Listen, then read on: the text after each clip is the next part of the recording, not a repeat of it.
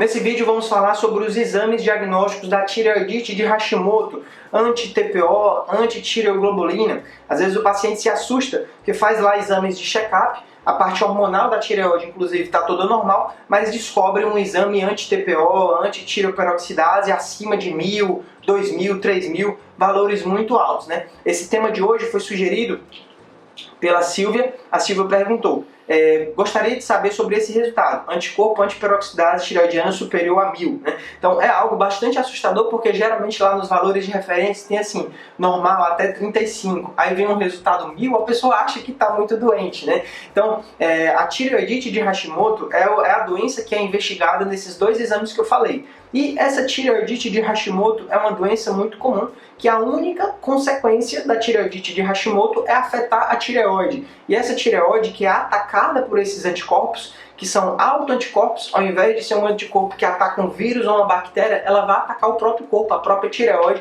e ao longo dos anos, essa tireoide que está sendo atacada, ela lentamente vai perdendo a função e o paciente desenvolve hipotireoidismo.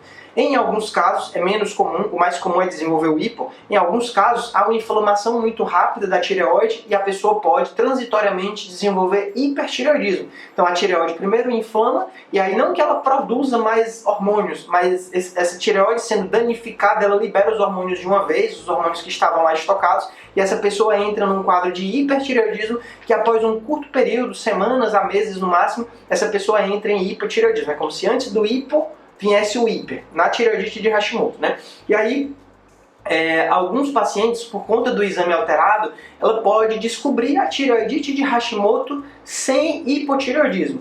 E é interessante porque é comum a pessoa que fez esse exame, ela estava sentindo sintomas vagos, geralmente, né? Porque o motivo, infelizmente, no Brasil, as pessoas não têm a cultura de procurar um médico para fazer um check-up. O mais comum é a pessoa só procurar um médico quando adoece. Então procura um médico porque não está bem, todos os outros exames estão normais e vem só esse exame alterado. Às vezes o médico ou o paciente acaba erroneamente achando que o problema é esse. Mas se os hormônios da tireoide estão normais, o TSH está lá dentro de entre 1 e 2, que é o valor normal da população, o T4 livre está normal, talvez a causa não seja ainda da tireoide. É possível você ter tireoidite de Hashimoto sem hipotireoidismo e é possível você ter tireoidite de Hashimoto já com hipotireoidismo.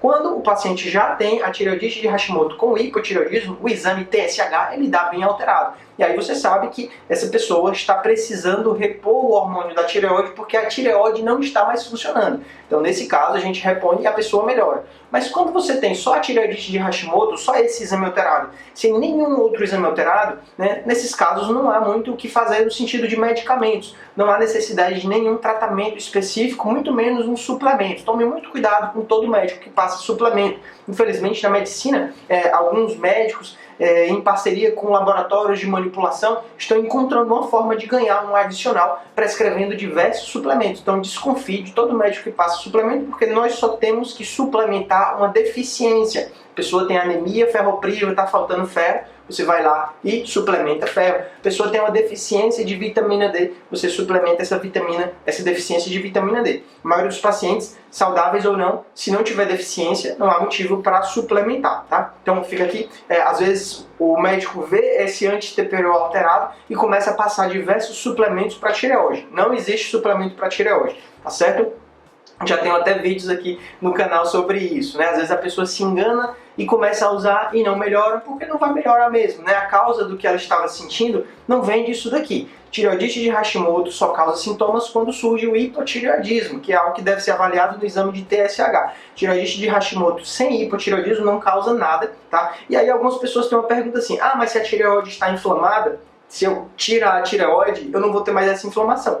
Só que se você tirar a tireoide, você vai ter o hipotireoidismo. Essa tireoide vai parar de funcionar e você vai ter que tomar. Então é como se você tirasse para deixar de ter um problema, causando o próprio problema que seria causado, o hipotireoidismo, né? Então, na prática, a cirurgia não resolve a tireoide de Hashimoto, tá bom? Quer dizer, resolve, porque não vai ter mais o alvo. Mas você vai ter o hipotireoidismo do mesmo jeito que vai ter que cuidar, fora os outros possíveis riscos envolvidos na cirurgia, tá bom?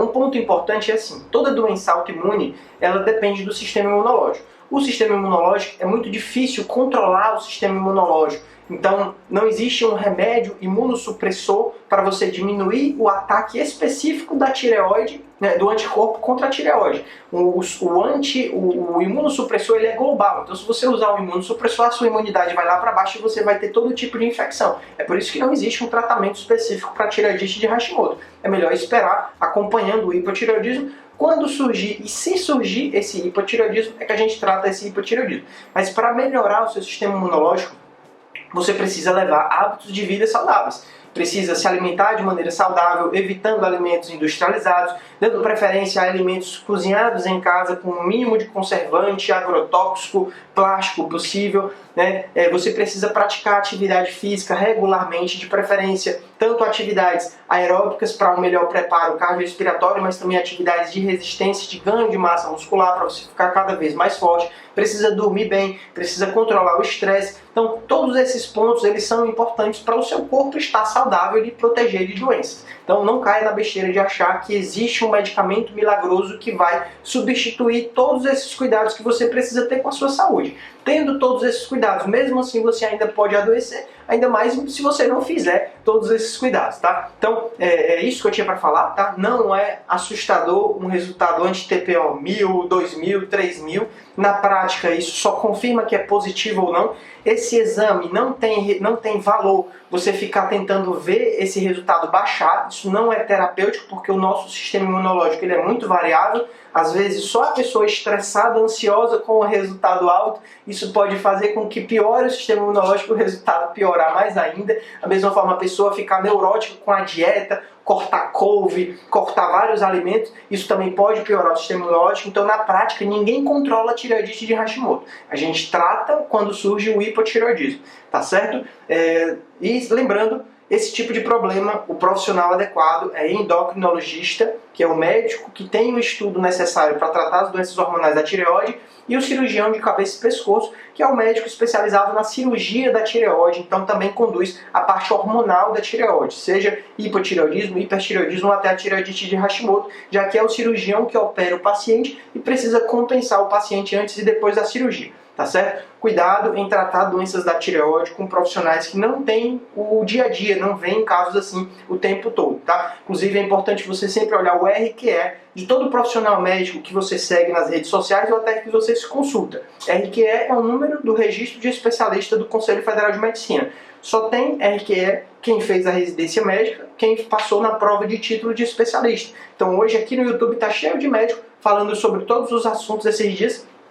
Eu abri um vídeo de obstetrícia, a minha esposa está grávida, assistimos alguns vídeos de uma médica que tem lá quase 1 milhão de inscritos. Quando fui olhar no Conselho Federal de Medicina, ela não tem especialista, não tem RQE. Então é muito perigoso você consumir informação de pessoas que não têm esse título, porque pode ser que ela não tenha experiência real naquilo dali. Ela está falando que ela leu em livros ou experiência própria, mas ela não tem experiência de tratar pacientes, ela não fez a residência médica, ela não passou na prova de título de especialista. Então tome muito cuidado com isso. Sempre busque saber se aquele profissional ele tem a formação adequada para resolver o seu problema, né? Tá bom? E é isso que eu tinha para falar. Muito obrigado por assistir. Até o próximo vídeo. Valeu!